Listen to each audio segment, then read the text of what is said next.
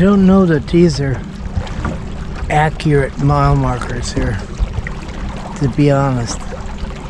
Because if you look at some, they're a lot farther spanned apart than some of the others, you know.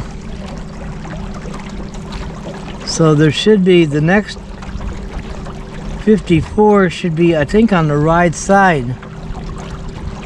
If I'm not mistaken, I see something red up there.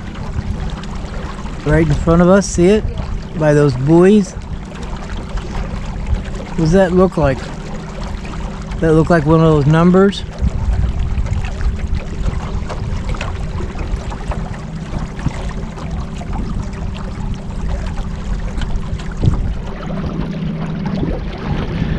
How far are those kayakers behind us? I can see them. Oh, I see two. That yellow one?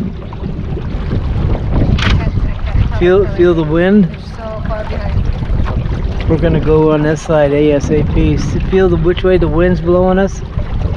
That's also fighting us. Those are issues that you have to work out. Like when you go to captain school,